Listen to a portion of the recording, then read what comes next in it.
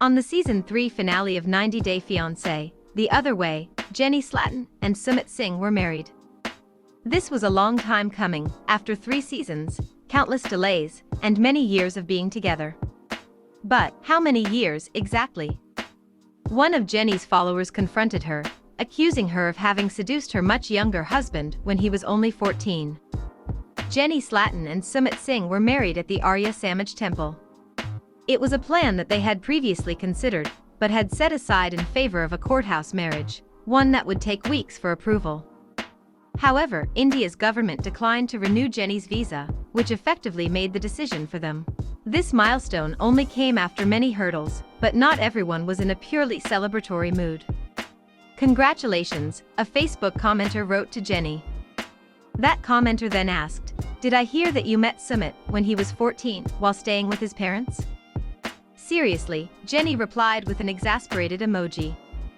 What the person was accusing Jenny of would be a crime in the United States, or in India, where the age of consent is 18. But we all do remember hearing that Jenny slept with Sumit many years ago, at his parents' house. Is that why Sumit's parents, Sana and Anil, dislike Jenny so much? Sometimes, in many countries and cultures, parents grudgingly accept that their adult child is with an older partner who preyed upon and groomed them as a minor. That doesn't mean that they have to like them, and until very recently, Sumit's parents were pulling out all of the stops to sabotage that relationship. Here is what we know: in 2013 or 2014, possibly beginning one year and ending the next, Jenny flew to India to meet Sumit in person. This was after he had catfished her, a deception that somehow led to a fruitful and more authentic relationship. During that time, Jenny did overstay her welcome in the Singh household, but got along well with Sana. She also hooked up with Sumit. In fact, Jenny later revealed to the camera that she deflowered Sumit during this visit. It's not clear if Sumit's parents initially realized that Jenny and Sumit were in a romantic, sexual relationship. They thought that the two had simply struck up an unlikely friendship despite the age gap. Nonetheless, Jenny and Sumit embarked on a relationship journey that would last to this day and beyond. Much of that relationship was long distance, as Jenny did end up having to return to America. Sumit's parents eventually put it together that he was sleeping with a much older woman.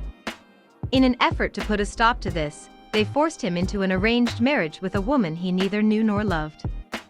Sumit did not tell Jenny or production about this marriage. Jenny and producers alike only learned what had happened after Sumit's in-laws showed up to where he was living with Jenny. From Jenny's description, they all but kidnapped him. It was a traumatic event. Eventually, Sumit was able to persuade his parents to allow him to get a divorce, which was no easy feat. This bad experience left Sumit with the impression that marriage was itself harmful, and that it changed people. He and Jenny had been living as a married couple in all but name for some time, but he repeatedly pumped the brakes at the topic of having a wedding. But is Jenny a sexual predator who groomed a younger man until she could get away with marrying him? Of course not, to the point where such an absurd challenge wasn't worth her time to debunk. Sumit is now in his 30s. He was a grown man in his 20s when Jenny first boinked him. Yes, they have an eyebrow-raising age gap, and Jenny is about twice his age.